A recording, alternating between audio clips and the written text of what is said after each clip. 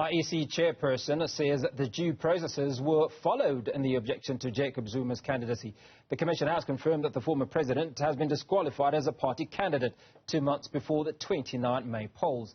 The MK party named him as their presidential candidate, but Section 47 of the Constitution stipulates that a candidate cannot be elected to Parliament if they've been convicted of a crime and sentenced without the option of a fine.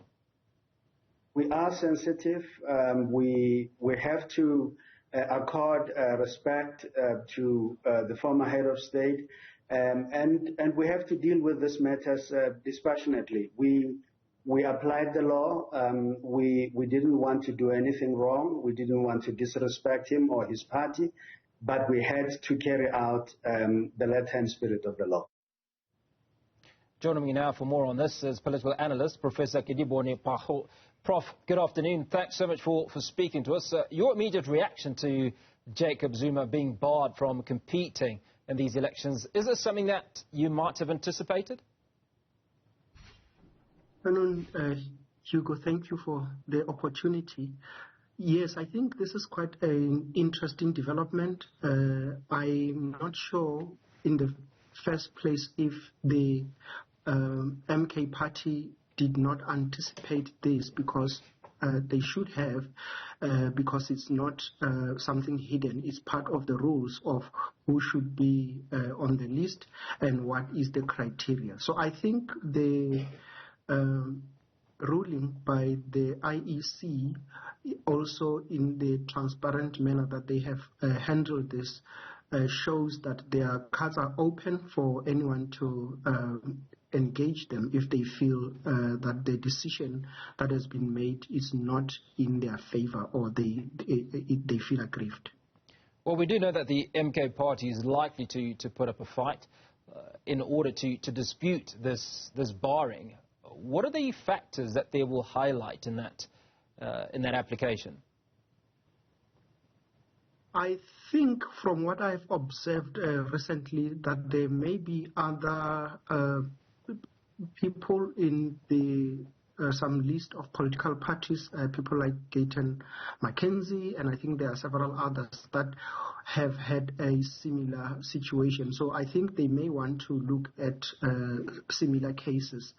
But I think they should do so within the prescript of the law and not use an inflammatory language, because we are in a very sensitive mode of election campaigning, and therefore we do not want to be seen that we, as people that are disrupting their own democratic processes. So I think they should be given those opportunities to file their grievance with the Electoral Court and say what are the real issues that they believe the IEC has overlooked in the making of this decision to exclude Jacob Zuma to be in the list, on the list for their parliament list. Yeah.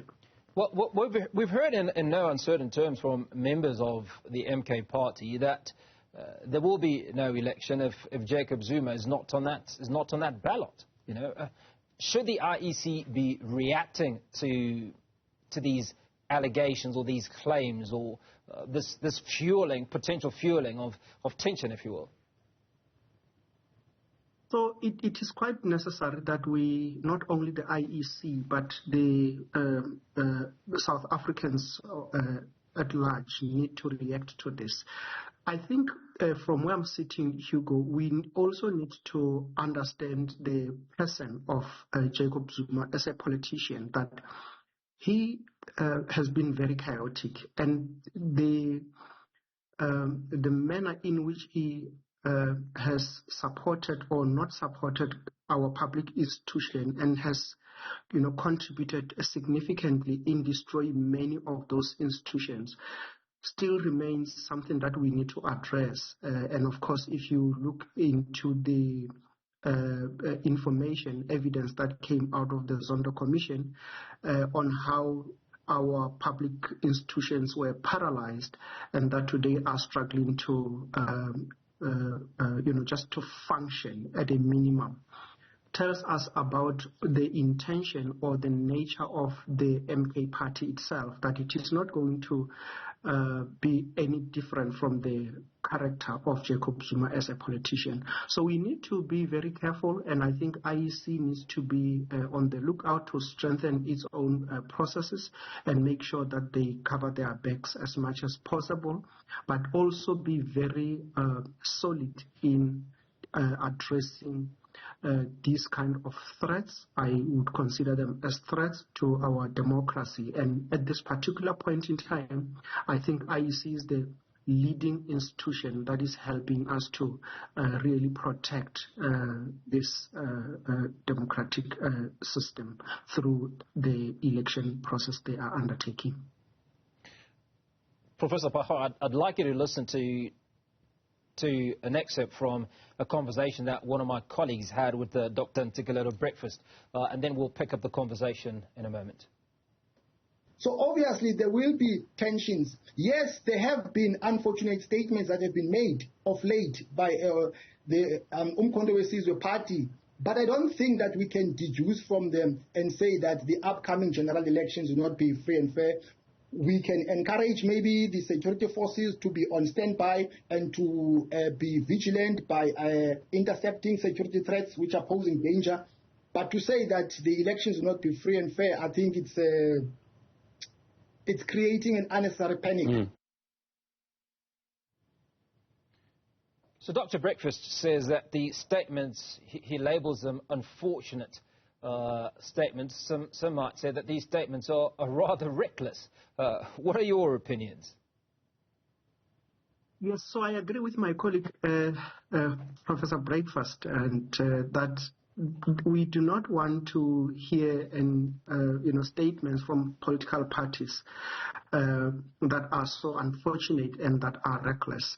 We are in a very sensitive mode at this particular point in time, Hugo. So I think for me, we need to see politicians that aspire to be statesmen, that aspire to demonstrate the highest level of leadership, that their conduct at every corner is above reproach, because we are dealing with the livelihoods of South Africans here. We are dealing with issues of economy, issues of employment. We are dealing with the issues of making sure that our institutions, public institutions, are functioning. So politicians are at the helm of this in either taking our developmental trajectory to the right path or to the wrong path. So I think it's quite necessary that with the political education that and agreements that the IEC will be leading, they also need to sensitize members of the various political parties on what kind of language would be acceptable. But my last point on this, Hugo, is that Jacob Zuma is a very powerful politician. He's very popular. So we should not actually ignore him, because he can, as you know, through some of the recent uprisings, the 2021 July uprising in particular, that this has caused so much damage to our economy, to many people's livelihoods. So I don't want to say that it can render our election not to be free and fair, but I think the damage that this would cause can be very significant if we allow this kind of language, unfortunate, unsavory language, to be part of our political campaigning activities at the moment.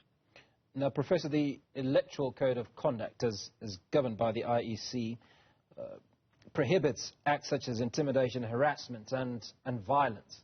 Right now, much of what we're seeing in the nature of the language that is being spoken by some individuals who are members of the MK party or purport to represent the MK party speak out against these issues which are clearly prohibited. Is the IEC failing to act on its mandate? Maybe the IEC is struggling, but I don't think that this is only the role of IEC, Hugo. I think it's also the role of political parties. So the leadership in the political parties need to understand that their role in society is actually of leadership, of maintaining good governance, making sure that we are getting the best services as South Africans.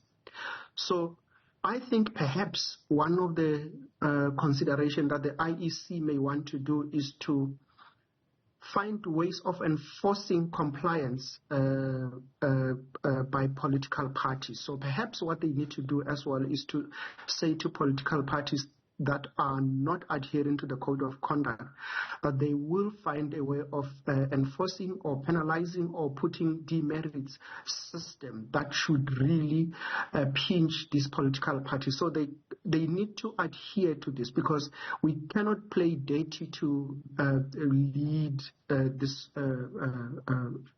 beautiful country. Sorry, Professor, if you allow me to come in there, you seem to be suggesting that the IEC should play with kid gloves when individuals are threatening violence and chaos.